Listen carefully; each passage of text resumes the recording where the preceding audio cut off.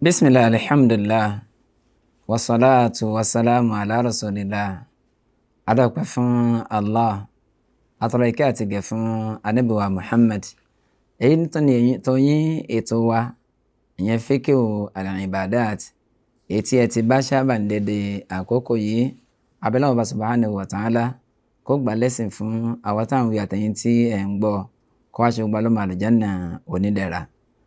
Níjókòó tí ó kọjá, à ń bára wa sọ̀rọ̀ nípa àdábù kọ̀dọ̀ ilẹ̀ hájà, àwọn ẹ̀kọ́ tó yáàyè èyí tí òjíṣẹ́ Ọlọ́run bá tí ó kọ́ wa níta bá fẹ́ bí àbùkátà wa. Salman al-Farisi radiyallahu anhu ó ní allamana rasulullah sallallahu alayhi wa sallam kulla shay'in, ó ní gbogbo ẹ̀kọ́ pátápátá l'Ànábì kọ́ wa. Sọ wá rí bẹ́ẹ̀ báyìí àbí ò rí bẹ́ẹ̀? Ó tún kọ́ alẹ́ kọ́ bí yàn bá fẹ́ ṣẹ̀yọ̀, bí yàn bá fẹ́ ṣègbọ̀nsẹ̀, bó láṣẹ ṣe, mo ló yẹ kó o ṣe sí, mo ní ó yẹ kó o ṣe sí. Ọlọ́run bá ní sàlékùn kí àti gẹ̀rẹ́ fún Ànábì wa Muhammad sallallahu alayhi wa sallam. Ìjókòó yìí lágbára Ọlọ́run bá a máa tẹ̀síwájú ni. A ti gbọ́n bí ìjókòó tó kọjá ń pa àwọn nǹkan tó pa dandan fún wa láti ṣe tá bá fẹ́ bí àbùkátà. Àwọn tó jẹ́ ìwọ náà àti màá, bákan náà àwọn tí wọ́n fẹ́ fún wa láti ṣe àti gbọ́. Ńbẹ̀ láti sọ wípé tó bá fẹ́ wọlé ẹ̀gbin o, ẹsẹ̀ òsì òní kò gbé wọbẹ̀, ṣe sí àdúà kó tó di pọ́ dásẹ̀ wọlé. Tó bá fẹ́ jáde, gufranaka, ẹni tó tẹ̀wọ̀n jùlọ ní ta lè wí. Ọ̀wárí alhamdulillahi alladhi adhaba anni al-adha wa afani, àdéhùn kò múnádóko. Bọ́ọ̀bà tí ẹ̀ wá wí ẹ̀ẹ̀kọ̀ọ̀kan ìlàrí òní kí ọ máa wí. Ìjókòó tó lágbára Ọlọ́run bá máa yukrau fa'iluhu, àwọn tí a kórìíra fún wa láti ṣe nígbà tá a bá ń bí àbùkátà lọ́wọ́ á mẹ́nubà. Bákan náà, ṣíyàn lè tọ̀ lóòrò bí àbíyàn ò lè tọ̀ lóòrò, ìgbà wo la lẹ́tọ̀ọ́ láti ṣe bẹ́ẹ̀? A ti ṣẹ̀yọ́ tán, a ti ṣe gá tán, a wá fẹ́ tún ojú ara ṣe, kí la fi tún ṣe? Àwọn májẹ̀mú wo ilé tọrọ mọ́? Ilé ìjáwọn nǹkan tí a máa ṣe àgbéyẹ̀wò rẹ̀. Abala alákọ̀ọ́kọ́, ma yukrahu inda qada'il haja, àwọn tí a kórìíra tí a fẹ́ ká ṣe nígbà tí a bá ń bí àbùkátà ń lọ́wọ́.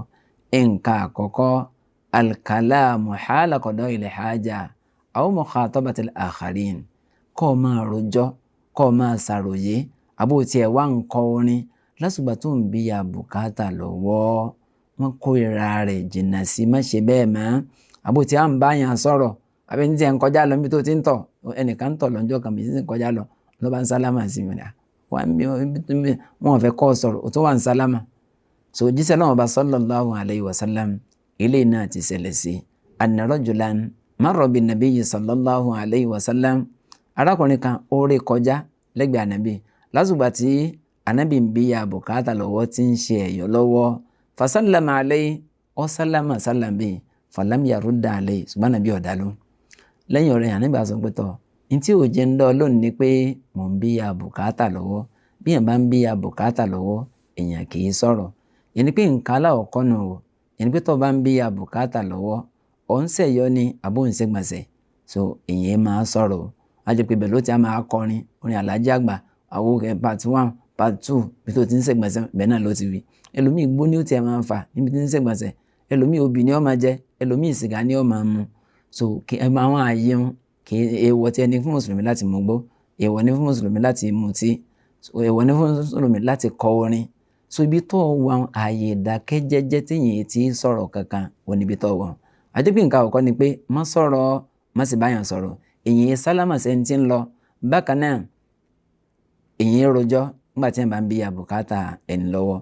Nǹkan lẹ́ẹ̀kejì ni pé ad-dukhulu bi shay'in fi dhikrullah, gbogbo tó bá ti lè jẹ́ pé ìrántí nípa Ọlọ́run ó ń bẹ ń bẹ, bóyá alukurani oní akọni, àbí bẹ́ẹ̀ tí ẹ̀kọ́ hadith Ànábì wa Muhammad ìní akọni, àbí bí àwọn gbólóhùn tá a fi máa ń ṣe àfọ̀mọ́ fọ́lọ́run ìní ń bẹ ń bẹ, irú àwọn nǹkan báwọn ìyẹn mú wọ ilé ẹ̀gbin o. Yẹn ni pé alukurani al-Karim, tírà Ọlọ́run tó jẹ́ tírà alápọ̀nlé jùlọ, ìyẹn mú wọ ilé ẹ̀gbin. Ó rà fi sí ìta tàbí kó fún yàn kan kó bá ọmọ dání, ìyẹn mú Kùránì wọ ilé ẹ̀gbin o. Bákan lára nǹkan tí wọ́n kórìíra láti ṣe ni wípé ìgbà tá a ti ṣẹ̀yọ́ tán a ní ká tábà. Ìgbà tí wọ́n wà á tábà ọwọ́ ọ̀tún ló wá fẹ́ fi tábà. Wọ́n kórìíra ilé inú ṣẹ̀ríà o, ṣẹ̀ríà ìsìláàmù kò fẹ́ o. Gbọ́n tí ànábì sallallahu alayhi wa sallam tó sọ fún wa, ó ní la yumsikanna ahadukum dhakarahu biyaminihi. Nígbà ó bá tọ̀ tán ọwọ́ ọ̀tún rẹ̀ míì tábà, míì gbá nǹkan ọmọkùnrin rẹ̀ mú wa huwa yabul lásìgbà tó ń tọ̀ lọ́wọ́. Kámátì wá sọ wípé ó ti wàá fi sọ pé ó fi tábà. Bákan náà níparí hadith yẹn wala yastamsihu minal khala'i biyaminihi. Bákan náà má fọwọ́ ọ̀tún rẹ̀ míì tábà nígbà tí ó bá ṣe ìgbọ̀nsẹ̀ àbọ̀ bá ṣe ẹ̀yọ́ tán. Nkẹ́lẹ́ kẹta nù. Nkẹ́lẹ́ kẹrin albawlu oníkéèyàn tọ̀ fi ṣòkókè sínú ihò. Àwọn Yorùbá ní òun lè yọ ọ̀tán náà alẹ́ tára ẹni à ń lọ fún. Àwọn afáà tí wọ́n ní kọ́ mọ́tò nù o tára ẹni à ń lọ fún ọ. Bí n ti ń bẹ́ nù tọ́ba ilé jáde sí ọ bóyá ìjò ní bẹ́ẹ̀ ọmọ tó sá ọ jẹ́ sòkèlè kọ́mọba wá ṣẹlẹ̀ ní àfisọ wípé kò lẹ́tọ̀ọ́ o wọ́n kórìíra rẹ̀ o torí pọ̀ márùn ti ń bẹ nínú ohun ti ń bẹ́ẹ̀ kọ́mọba kọ́nìyàn bá ọ má ṣe tọ̀ sínú o. Ilé ìjà àwọn nǹkan tí wọ́n kọ̀ fún wa láti ṣe lásìgbà tí a bá ń bí ya bùkátà lọ́wọ́. Sáà wá lè tọ̀ lóòrò bí a bá lè tọ̀ lóòrò? Ìdáhùn rẹ̀ méjì ni a lè tọ̀ lóòrò. Táyé pé ibi tá a fẹ́ tọ̀ sí bí ìyangí ni bí òkúta ni bàbá ṣe ń tọ̀ nìtọ́ ni ọmọ tún padà sí ara wa nílò ṣe síbà wọn a lẹ́tọ̀ láti tọ̀ nínú ẹ̀rọ. Mo táyé pé ibi tá a ti fẹ́ tọ̀ ibẹ̀ bí ìyanrìn òní ń bẹ́ẹ̀ tẹ́gbẹ́ yẹn bá ṣe ń tọ̀ báyìí yóò kàn máa wọlé sinra ni sọ́nrò ṣe síbà wọn kò sí ní tó burú láti tọ̀ ní ìnàró. Níbàámu sí hadith èyí tí wọ́n gbà wá látọ̀dọ̀ jíṣẹ́ Ọlọ́hun Ọba sallallahu alayhi wa sallam ó ń bẹ́ẹ̀ pé naha nabiyyu sallallahu alayhi wa sallam anil bawli qa'ima. Ànábì kọ̀ fún wa láti tọ̀ lóòró. Ṣùgbọ́n tó wá jẹ́ pé ibi téèyàn ti fẹ́ tọ̀ kìí ṣe ibi tó ṣe wípé ètò ó ti máa fán síyàn lára kò sí ní tó burú ìyẹn lè tọ̀ lóòró. Torí hadith tí Hudhayfa tí ó gbà wá radiyallahu anhu ó ní òjíṣẹ́ Ọlọ́hun Ọba sallallahu alayhi wa sallam ó lànàbì tọ̀ fi basatati qawmin ní basatọ̀ àwọn ìjọ kankan ní jíjẹ́ bẹ́ẹ̀ òun láàyè tó ṣe wípé yèèpẹ̀ òní ń bẹ́ẹ̀ àwọn àdọ̀tí òní ń bẹ́ẹ̀ so ibẹ̀ ni ànábì tọ̀ sí sallallahu alayhi wa sallam. So yẹn ni wípé mo bá fẹ́ tọ̀ táyé pé ibi tó ṣe wípé yanrìn ní ń bẹ́ẹ̀ tí ò ní máa ta sí ọ̀la ìgbàláyè ń bẹ ìyẹn lè tọ̀ ní ìnàró. Wọ́n tó bá ti jẹ́ pé bí òkúta ní bá ń bẹ́ẹ̀ yangí má tọ̀ nínàró yíya rí pé ọ bẹ̀rẹ̀ ni o kọ́ mọ̀ jẹ́ pé ìtọ̀ yóò tún máa ta sí ọ lára. Sáà gbàgbé nínú ìdánilẹ́kọ̀ọ́ tí ó kọjá pé ọ̀pọ̀lọpọ̀ tí ó ṣe okùnfà àyà bẹ́ ọ̀pọ̀lọpọ̀ èèyàn nínú sàárè nípasẹ̀ ìtọ̀ ni o kọ́lọ̀ńkọ́jọ́ kọ́là wá o. Ọ̀dà àti wá ṣẹ̀yọ̀ tán báyìí àti ṣègá tán báyìí ó kù bó ni a ṣe tún ara ṣe. Ọ̀nà méjìlá máa gbà láti tún ara ṣe. Èkíní al-istinja ó ní ká fi omi ká fi tún ibi tí ẹ̀gbin tó gbà jáde ká fi mọ́.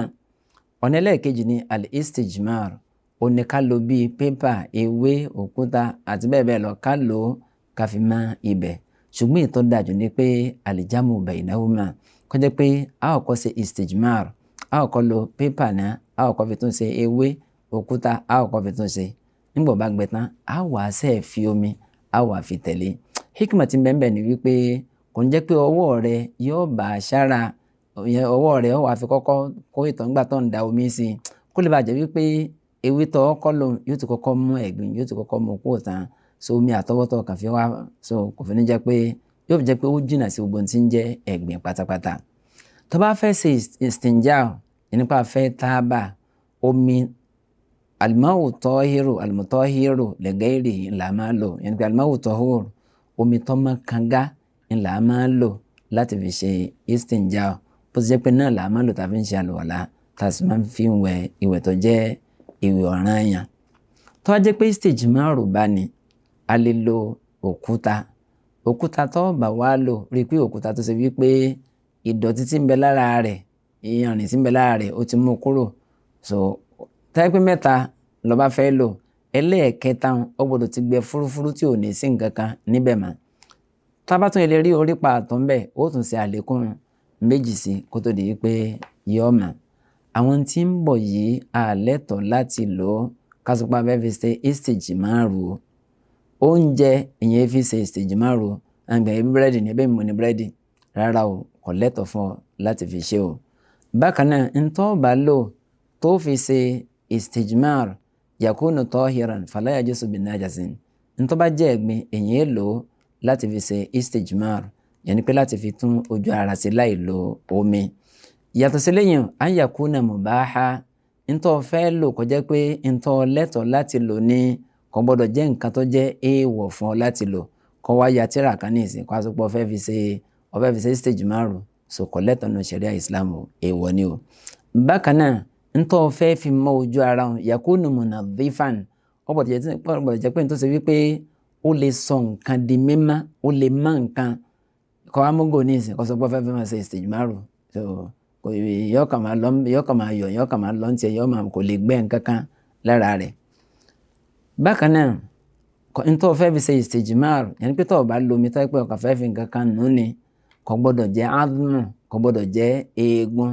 Níbàámu sí an-nahyul warid an dhalika an-nabiy sallallahu alayhi wa sallam nínú hadith laqad nahana rasulullahi sallallahu alayhi wa sallam an nastaqbila al-qiblata bi gha'itin. Òjíṣẹ́ Ọlọ́run bá sallallahu alayhi wa sallam ó ti ṣe léèwọ̀ fún wa, ó ti kọ̀ fún wa. Ó ní ká má kọjú ẹ̀gbin, ẹni pé a fẹ́ ṣe gá ká má kọjú sí kíbla. Bákan náà Ànábì tún kọ̀ fún wa pé an nastanjiya bil yamin, ó ní ká má fọwọ́ ọ̀tún wa ká má fi tábà.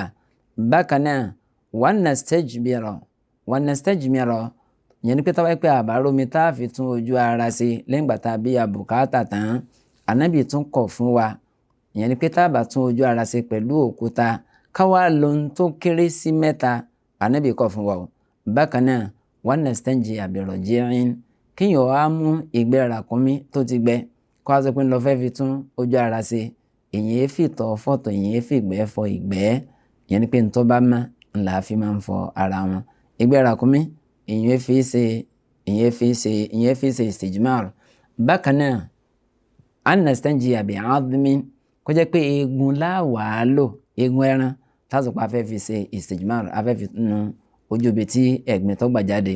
Ànábì kọ̀ fún wa láti ṣe bẹ́ẹ̀ látàrí wípé eegun tí wọ́n fẹ́ fi tún ojú ara ṣeun bó bá ti ń délẹ̀, eegun ni lọ́dọ̀ ọmọ Ànábì Ádámà, bó bá ti ń délẹ̀ Ọlọ́run ní kẹran kó bò ó, yóò máa jẹ́ oúnjẹ fáwọn ọmọ ìyá wa tí wọ́n jẹ́ àǹjànú.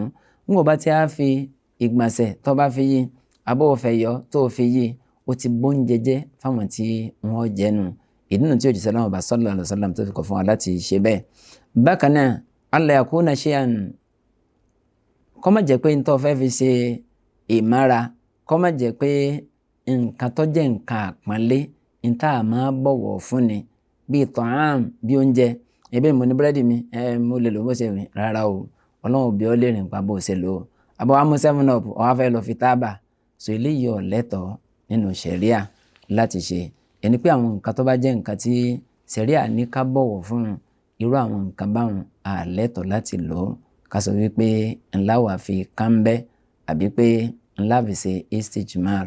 Abẹ́lẹ́ wọn bá subhanahu wa ta'ala kó tún fún wa ní àgbọ́yé tó jíndò nípa àlámọ̀rí ẹ̀sìn rẹ̀, kó ṣe á ní ọmọ àlùjánnà, kó má ṣe wá ní ọmọ àná. A fi Ọlọ́run a fi bẹ̀ Ọlọ́run, ọ̀kan ṣoṣo rẹ̀ a fi bẹ̀ ìfọkànbalẹ̀. Ọlọ́run bá ń darí ẹ̀ padà sínú Nàìjíríà wa yìí o, ṣàánú Ọlọ́run bá o. Ó ń bọ̀ lójoojúmọ́ yìí, Ọlọ́run fi alẹ́ mi balẹ̀ o. اللهم آمنا في أوطاننا، اللهم اجعل هذا البلد آمنا مطمئنا سخاء رخاء وسائر بلاد المسلمين يا رب العالمين. وصل اللهم على سيدنا محمد وعلى آله وصحبه أجمعين.